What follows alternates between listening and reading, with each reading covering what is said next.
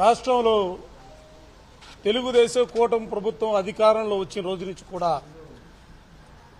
ప్రజాస్వామ్య విలువల్ని తుంగలో తొక్కి ఎక్కడ ఎన్నికలు జరిగినా కూడా ఉప ఎన్నికలు జరిగినా కూడా ఆ ఎన్నికల్లో వక్ర మార్గాన అక్రమ మార్గాన ఏదో ఒక విధంగా గెలవాలనే తలంపుతో వాళ్ళు చేస్తున్నటువంటి ప్రయత్నాలన్నీ కూడా ఎప్పటికప్పుడు వ్యవస్థల్లో కీలకమైనటువంటి వ్యవస్థలుగా ఉన్నటువంటి ఎన్నికల కమిషన్ కానీ న్యాయస్థానాలను కానీ ఆశ్రయించినటువంటి పరిస్థితులు కూడా ఒక్కసారి సందర్భంగా గుర్తు చేస్తా ఉన్నా.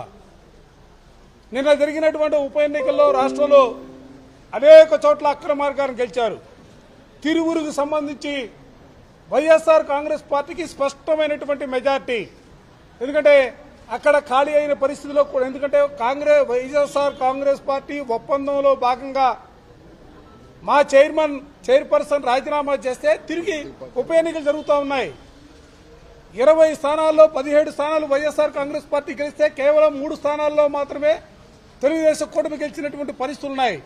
ఈ పరిస్థితుల్లో తిరిగి వైఎస్ఆర్ కాంగ్రెస్ పార్టీ అభ్యర్థి గెలుస్తాడు కాబట్టి ఏదో ఒక విధంగా ఎన్నికలను అడ్డుకోవాలనే ఆలోచనతో నిన్న ఉదయం నుంచి సాయంత్రం వరకు కూడా తెలుగుదేశానికి సంబంధించినటువంటి శాసనసభ్యుడు కానీ ఆ పార్టీకి సంబంధించినటువంటి నాయకులు కానీ కార్యాలయం ముందు చేసినటువంటి రగడ, పోలీసులను అడ్డం పెట్టుకుని పోలీసుల చేతే మా పార్టీకి సంబంధించినటువంటి కౌన్సిల్ను తీసుకున్నటువంటి విధానం రాష్ట్ర ప్రజానీకం యావత్తు కూడా చూసినటువంటి పరిస్థితులు కూడా ఈ సందర్భంగా చెప్తా ఉన్నా.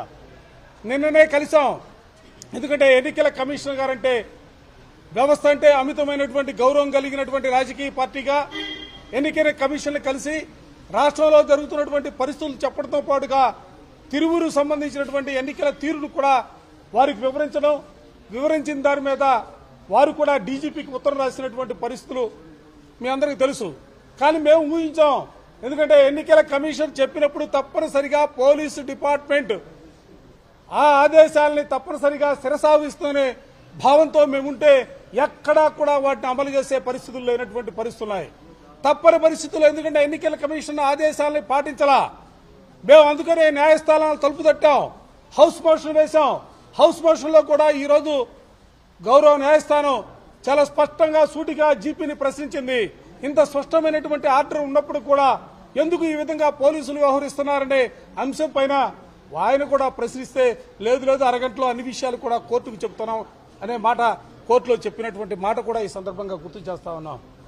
మేము అలా ఒకటే చెప్పదలుచుకున్నాం. తిరువూరు ఎన్నికల్లో వైఎస్ఆర్ కాంగ్రెస్ పార్టీ గెలిచినా లేకపోతే తెలుగుదేశం పార్టీ గెలిచినా ఏదో రాజకీయాలు తారుమవుతాయనే భావంతో మేము లేదా వైఎస్ఆర్ కాంగ్రెస్ పార్టీ ఇక్కడ గెలిస్తే ఆకాశాన్ని అందుకుందనో ఓడిపోతే పాతాళానికి పోతుందనే భావంతో మేము లేవు. మా ఆలోచనలు కానీ మా విధానాలు కానీ ప్రజాస్వామ్యం బతకాలి. ఈ రాష్ట్రంలో ప్రజాస్వామ్యబద్ధంగా ఎన్నికలు జరగాల. ఆ ఎన్నికల్లో నిజంగా మీకు బలం ఉంటే మీరు గెలిచే పరిస్థితులు ఉంటాయి. కానీ వాళ్ళు మీరు చేస్తుంది ఏంటి, ఎన్నికలు జరుగుతూ ఉంటే అడ్డుకుంటారా? ఇంతకంటే దారుణమైనటువంటి సంఘటనలు ఈ రాష్ట్రంలో ఎప్పుడైనా జరిగాయా? ఎప్పుడో 2 దశాబ్దాల క్రితం బీహార్లో జరుగుతున్నటువంటి పరిణామాలు ఇవాళ ఈ రాష్ట్రంలో జరుగుతూ ఉన్నాయి. ఇది ప్రజాస్వామ్యానికి మంచి పరిణామం కాదు. దయచేసి పదే ఇవాళ మిమ్మల్ని కూటమి నేతలందరూ కూడా చెప్పదలుచుకున్నా. మీరు ఈరోజు ఏ విత్తనం అయితే నాడతారో ఆ విత్తనమే పెరిగి వృక్షం అవుతుంది, అయ్యే కాయలు కాస్తాయి. దయచేసి ఈ సంస్కృతిని భవిష్యత్ తరాలు కూడా అవలంబించే పరిస్థితుల్లో ఈ ప్రభుత్వం ముందుకు సాగడం మంచిది కాదు. అందుకే మరలా తిరిగి వాళ్ళ ఎన్నికల కమిషన్ గారిని మెట్లెక్కాం, తలుపు తడుతా ఉన్నాం, అడుగుతా ఉన్నాం, రిక్వెస్ట్ చేస్తా ఉన్నాం ప్రజాస్వామ్యాన్ని బతికించమని. అడ్డగోలుగా అడ్డుకుంటారా? అసలు ఏ దిశగా ఈ ప్రభుత్వాన్ని మీరు తీసుకెళ్లాలని ప్రయత్నం చేస్తా ఉన్నారు? దీన్ని వదిలిపెట్టే ప్రశ్నలే లేదు. దీని మీద ఇందాక పెద్దలు చెప్పినట్టుగా ఒక కార్యాచరణ కార్యక్రమాన్ని తీసుకుంటాం. న్యాయస్థానం తలుపు తట్టాం. న్యాయస్థానంలో దీనిపైన పెద్ద ఎత్తున పోరాటం చేయడానికి కూడా వైఎస్ఆర్ కాంగ్రెస్ పార్టీ సిద్ధంగా ఉంది.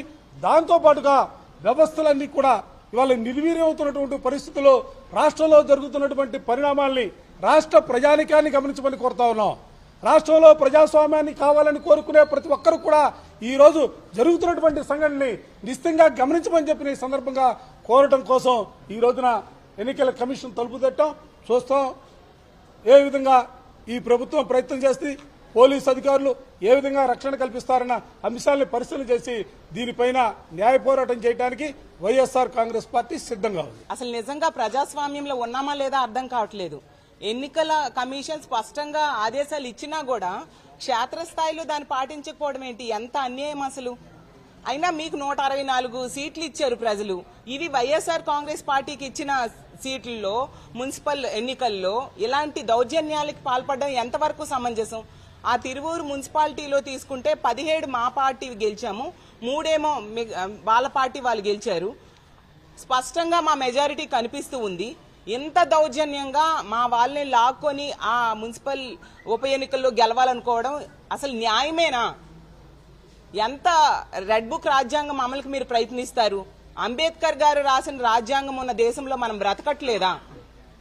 ఇప్పటికి జరిగిన అన్ని ఉప ఎన్నికల్లో కూడా ఇదే విధంగా వ్యవహరిస్తున్నారు. మననే విశాఖపట్నం మేయర్ ఎన్నికల్లో తీసుకుంటే అదే విధంగా స్పష్టమైన మెజారిటీ వైఎస్ఆర్ కాంగ్రెస్ పార్టీకి ఉన్నా కూడా దౌర్జన్యంగా మా కౌన్సిలర్ని, మా కార్పొరేటర్స్ ని తీసుకోవడం జరిగింది. అలాగే తిరుపతి, తుని, అలా గుంటూరు, ప్రతి దగ్గర కూడా ఈ లోకల్ బాడీస్ ఎలక్షన్స్ లో మా YSR Congress party B form మీద గెలిచిన వాళ్ళని అడ్డగోలుగా దౌర్జన్యంగా భయపెట్టి బెదిరించి అన్ని రకాలుగా సామ దాన భేద దండోపాయాలు ఉపయోగించి వాళ్ళని తీసుకుని వాళ్ళు గెలవడానికి ప్రయత్నించడం ఎంతవరకు సమంజసం?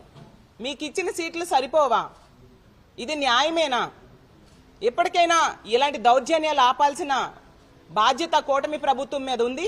ఈ తిరువూరు మున్సిపల్ ఉప ఎన్నికల్లో ఈ రోజు ఖచ్చితంగా మా కార్పొరేటర్స్ కి రక్షణ కల్పించమని రాష్ట్ర ఎన్నికల అధికారి అయిన నీలం సాహ్ని గారిని మేమందరము వెళ్లి విన్నవించుకోవడం జరిగింది. ఆవిడ సానుకూలంగా స్పందించారు. ఖచ్చితంగా రక్షణ కల్పిస్తామన్నారు. కోర్టుకు కూడా మేము వెళ్లడం జరిగింది. మనం ప్రజాస్వామ్య దేశంలో ఉన్నాము కాబట్టి ప్రజాస్వామ్యాన్ని కాపాడాల్సిన బాధ్యత ప్రభుత్వం మీద ఉంది. కాబట్టి దీన్ని మేము ఖచ్చితంగా పోరాటం చేస్తాం, ఎలాంటి దౌర్జన్యాలను అడ్డుకుంటామని తెలియజేస్తూ ఉన్నాము.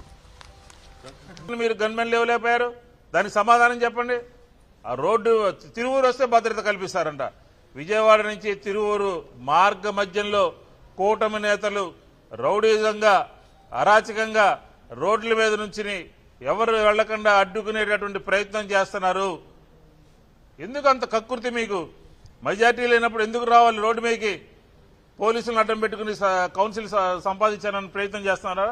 కాబట్టి ఈ అరాచక పాలనలో అందుకనే ఈరోజు మళ్లీ వచ్చి ఎన్నికల కమిషన్ దృష్టికి తీసుకువెళ్లి నిన్న మీరు ఇచ్చినటువంటి ఆర్డర్ని ఒబే చేయకుండా రోడ్డు మీద కౌన్సిల్ అందరినీ ఆపడం జరిగింది అని చెప్పి కంప్లైంట్ చేయడం జరిగింది. ఆవిడ కూడా మేము చెప్పినటువంటి విషయాలన్నీ విన్నారు. పోలీస్ యంత్రాంగంతో, అధికారి కలెక్టర్ గారితో వాళ్ళతో మాట్లాడుతూ ఉన్నారు. ఇది కనుక ఈ విషయంలో కనుక సరైనటువంటి చర్యలు పోలీస్ యంత్రాంగం తీసుకోకపోతే తదుపరి కార్యాచరణ ప్రణాళికని ప్రకటిస్తామని చెప్పని కూడా వైఎస్ఆర్ కాంగ్రెస్ పార్టీ చెప్తాం.